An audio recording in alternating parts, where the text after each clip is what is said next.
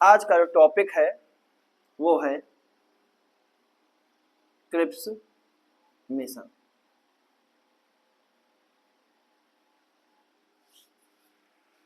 कि Cripps mission क्या था और ये क्यों आया था और ये असफल क्यों हुआ और क्रिप्स मिशन के दूरगामी परिणाम क्या हुए, इसके बारे में आज हम चर्चा करेंगे।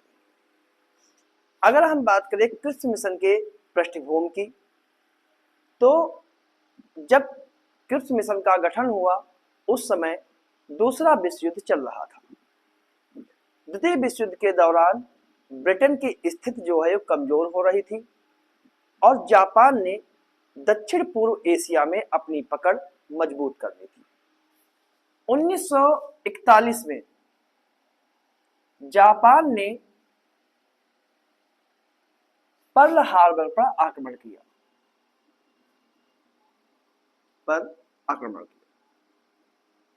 1941 में जापान ने पर्ल हार्बर पर आक्रमण किया और ब्रिटेन के सहयोगी अमेरिका को जबरदस्ती युद्ध में घसीट लिया।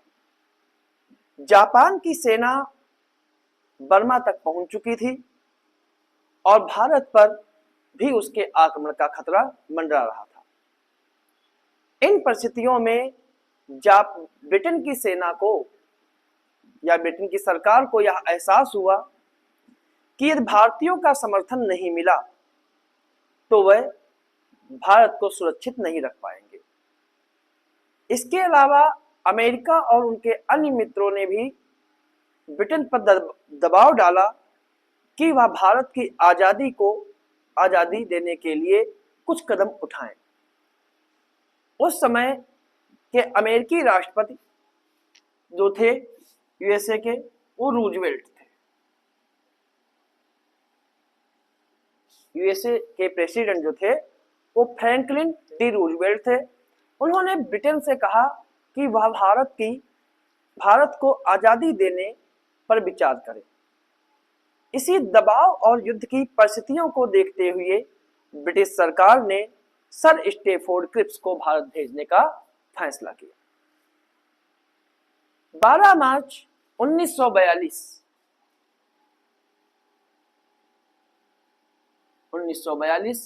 को क्रिप्स मिशन का गठन किया गया। जब क्रिप्स मिशन भारत पहुंचा और क्रिप्स मिशन जब भारत आया तो क्रिप्स ने भारतीय नेताओं से बातचीत करनी प्रारंभ की और अपने प्रस्तावों के जरिए सभी समुदायों को संतुष्ट करने का प्रयास किया।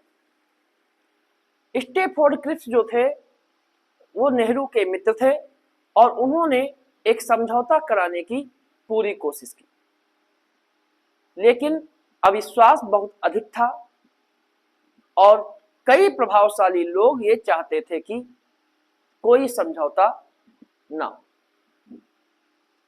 क्रिप्स को चर्चिल और भारत के सचिव लियो अमेरी, मतलब कि उस समय 1942 में जो भारत सचिव थे उनका नाम था लियो अमेरी।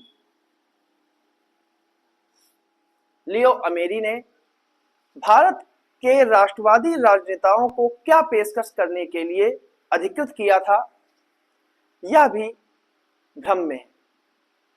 क्रिप्स को वायसराय लिंथगो से भी शत्रुता का सामना करना पड़ा। क्रिप्स मिशन ने या क्रिप्स ने युद्ध की समाप्ति पर भारत को पूर्ण प्रभुत्व का दर्जा देने की पेशकश की, जिसमें राष्ट्रमंडल से अलग होने और पूर्ण स्वतंत्रता का मौका भी शामिल था। हालांकि सार्वजनिक रूप से क्रिप्स अल्पावधि में ही अधिक सुशासन के लिए कोई ठोस प्रस्ताव पेश करने में विफल रहे, सिवाय वायसराय की कार्यकारिणी परिषद में भारतीय सदस्यों की संख्या बढ़ाने की एक प्रतिबद्धता के साथ। क्रिप्स ने अपना अधिकांश समय कांग्रेस नेताओं और जिन्ना को युद्ध और सरकार के समर्थन में एक आम सार्वजनिक व्यवस्था पर आने के लिए प्रोत्साहित करने में बिताया। क्रिप्स मिशन ने भारतीय नेताओं के सम्मुख एक प्रस्ताव रखा जिसे क्रिप्स प्रस्ताव कहा गया, जिसमें उस प्रस्ताव के अंतर्गत ये था कि डोमेनियन स्टेट्स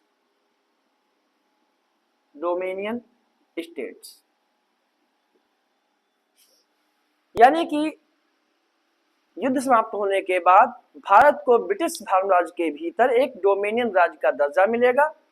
इसका डोमेनियन राज्य का अर्थ होता है कि भारत को स्वतंत्र रूप से शासन करने का अधिकार होगा, लेकिन वह ब्रिटिश राष्ट्रमंडल का यानी कॉमनवेल्थ का हिस्सा बना रहेगा। दूसरा था संविधान निर्माण।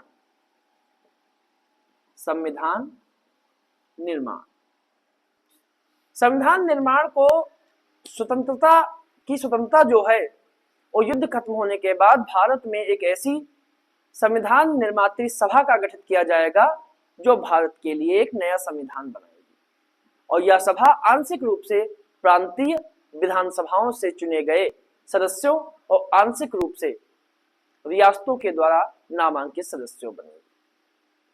तीसरी प्रस्ताव यह था कि संघ में शामिल होने की स्वतंत्रता रियासतों को दी गई कि किसी भी प्रांत या रियासत को यह स्वतंत्रता होगी कि वह भारत संघ में शामिल हो या ना हो। यदि कोई प्रांत या रियासत संघ में शामिल नहीं होना चाहे तो उसे अपना अलग संविधान बनाने की स्वतंत्रता दी जाएगी। चौथा प्रस्ताव यह था कि नस्ली और धार्मिक अल्पसंख्यकों की सुरक्षा,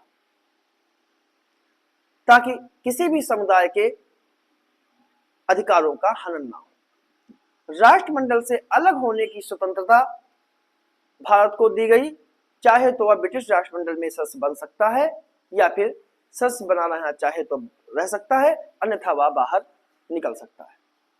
क्रिप्स मिशन पर भारतीय नेताओं की कई प्रतिक्रियाएं आई, जिसमें कांग्रेस ने यह प्रतिक्रिया दी कि कांग्रेस ने क्रिप्स मिशन के प्रस्ताव को यह कहकर अस्वीकार कर दिया कि इसमें तत्काल स्वतंत्रता की कोई गारंटी नहीं थी।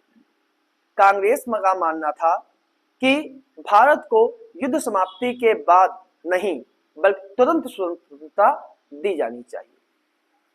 इसके अलावा गांधी जी ने इसे एक मरीचिका कहा जिसे भविष्य में भुनाया जा सकता है, और इसे डूबते हुए बैंक का एक चक कहा जिसे बाद में भुनाने के लिए कहा। नेहरू ने इसमें एक और लाइन जोड़ दी कि जिसका बैंक डूबने वाला हो। अगर बात करें कि क्रिप्स मिशन के संदर्भ में मुस्लिम लीग की क्या प्रतिक्रिया थी, तो मुस्लिम लीग ने भी इस प्रस्ताव को इसलिए अस्वीकार कर दिया क्योंकि इसमें स्पष्ट रूप से पाकिस्तान की मांग की मान्यता नहीं दी गई। मुस्लिम लीग चाहती थी कि भारत को विभाजित कर एक अलग मुस्लिम राष्ट्र पाकिस्तान का निर्माण किया जाए, लेकिन क्रिप्स प्रस्ताव में इस प्रकार की कोई स्पष्ट सहमति नहीं थी, इसीलिए जिन्ना और मुस्लिम लीग ने इसे खारिज कर दिया। क्या अंग्रेज वास्तव में भारत को आजादी देना चाहते थे क्रिप्स मिशन के जरिए? यह बहुत जरूरी है। अगर ब्रिटिश अधिकारियों का दृष्टिकोण देखा जाए तो वायसराय लॉर्ड लिंथगो और ब्रिटिश सरकार के अन्य अधिकारी इस प्रस्ताव को लेकर अधिक गंभीर नहीं थे। ब्रिटिश प्रधानमंत्री विंस्टन चर्चिल और अन्य ब्रिटिश नेता भारत को तत्काल आजादी देने के पक्ष में नहीं थे। अगर बात करें कि क्रिप्स मिशन जो है वो असफल क्यों हुआ, कि ऐसे क्या कारण था कि क्रिप्स मिशन को असफलता का मुंह देखना पड़ा? क्योंकि सारे वादे जो थे क्रिप्स मिशन के वो युद्ध के बाद पूरे किए जाने थे, जिससे भारतीय नेताओं को ब्रिटिश सरकार की नीयत पे संदेह था और अंग्रेजों के द्वारा किए गए वादों की विश्वसनीयता की कमी थी। मिशन को विफल करने के लिए भारत के वायसराय लिंथगो और ब्रिटिश सरकार में भारत के राज सचिव लियो एमरी ने पर्दे के पीछे से प्रयास किए कि यह मिशन फेल हो जाए। 1970 में जारी किए गए दस्तावेजों से स्पष्ट हुआ कि लिंथगो ने और एमरी ने दोनों ने क्रिप्स मिशन का विरोध किया और जानबूझकर क्रिप्स को कमतर आंका। इस युद्ध की असफलता का मुख्य कारण यह था कि युद्ध समाप्ति के बाद स्वतंत्रता देने की बात कही गई थी, ना कि तत्काल, और ब्रिटिश सरकार के मुख्य अधिकारी या वरिष्ठ अधिकारी नहीं चाहते थे कि भारत को आजादी दी जाए। भारतीय नेताओं को, खासकर गांधी जी को, अन्य नेताओं को ब्रिटिश सरकार की मंशा पर यकीन नहीं था और क्रिप्स मिशन में कोई भी खास योजना भी नहीं थी। क्रिप्स मिशन की असफलता का एक मुख्य कारण यह था कि क्रिप्स मिशन में स्वशासन की कोई ठोस रूपरेखा नहीं दी गई और क्रिप्स मिशन के पास कोई एक ठोस योजना नहीं थी।